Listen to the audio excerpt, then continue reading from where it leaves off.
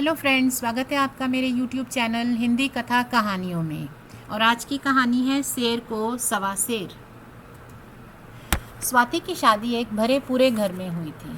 उसके पति अपने परिवार के छोटे बेटे थे। घर में सास ससुर, जेठ जी, जेठानी जी, उनके 2 बच्चे, स्वाति के पति और वह कुल मिलाकर 8 सदस्य थे।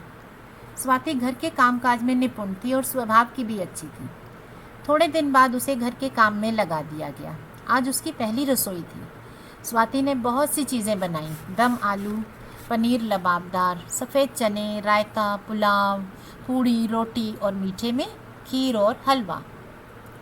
इतनी चीज़ें देखकर सब बहुत खुश हुए। सब ने जी भरकर तारीफ़ की।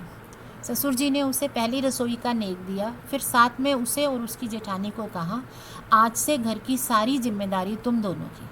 बहनों की तरह रहना और मिल बांटकर सब काम करना। जेठानी ने उसे प्यार से गले लगा लिया और उसके खाने की तारीफ़ की। स्वाति खूब मन लगाकर घर के काम करने लगी। सुबह का नाश्ता बनाना, सबका लंच बनाना आदि। उसकी जेठानी आराम से आकर नाश्ता टेबल पर लगा देती और लंच बॉक्स पैक कर देती। घर में सबको लगता कि सब काम मिल बांटकर हो रहा है। फिर जेठानी अपने बच्चों के चक्कर में अपने कमरे में चली जाती और स्वाति रह जाती घर की साफ़ सफाई करने, ऊपर नीचे के काम देखने, दोपहर के खाने की तैयारी करने में।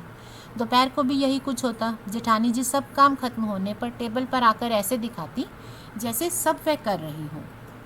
और तो और जब सब रोटी बन चुकी होती, एक आधी बची होती, तो स्वाति को कहती, तुम भी गरम गरम रोटी खा लो, मैं बनाती हूँ ना।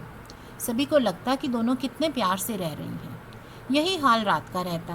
जेठानी जी रसोई में आती, दाल सब्जी का बताती और अपने बच्चों को पढ़ाने के बहाने चली जाती। रात को स्वाति बहुत थक जाती थी, पर वह किससे कहे। अपने पति को कहा तो उन्होंने कहा, भाभी साथ में लगी तो रहती हैं, तुम कुछ ज़्यादा ही नहीं सोचती। अब स्वाति अंदर की बात किसको बताए कि भाभी सिर्फ काम का दिखावा करती हैं, काम नहीं कर रही। स्वाति को लगा यहाँ तो 2-2 सास हो गई। उधर सासू माँ को भी यह दिख नहीं रहा था। उनके सामने तो जेठानी जी ही इधर उधर घूमती नजर आती थी।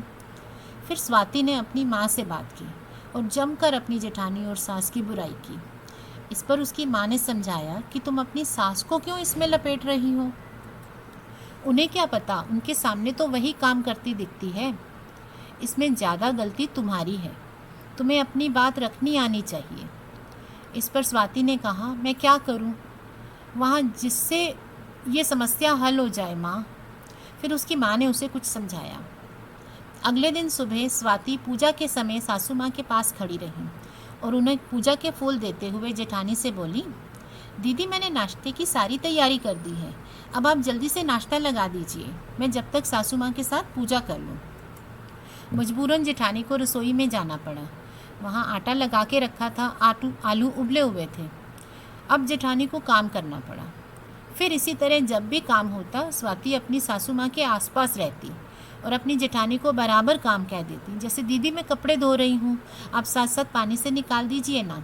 इस तरह सब काम जल्दी जल्दी हो जाएगा, फिर हम सासू माँ के पास बैठकर उनकी सेवा करेंगे। सासू माँ तो निहाल ही हुई जा रही थी। मेरी छोटी बहू कितनी अच्छी है, पूजा पाठ भी करती है, मेरे साथ भी समय बिता रही है, जबकि पहले तो मैं अकेली बैठी रहती थी। अब अपनी माँ की सलाह के अनुसार स्वाति ने बिना बात बढ़ाए मिलजुल कर काम करना सीख लिया था। कुछ ही दिनों में जेठानी को समझ आ गई कि अब चतुराई नहीं चलेगी और वह भी लाइन पर आ गई। स्वाति को उसकी माँ ने समझाया था कि जो काम प्यार से हो सकता है वही सबसे बेहतर है। घर परिवार में बहुत सी बातें होती हैं, अगर हम मिल बैठकर उनका हल निकालें तो परिवार संभला रहता है। और सबसे ज़रूरी बात, हमें ना तो किसी को तंग करना चाहिए और ना ही किसी की चालाकी सहनी चाहिए। Thank you.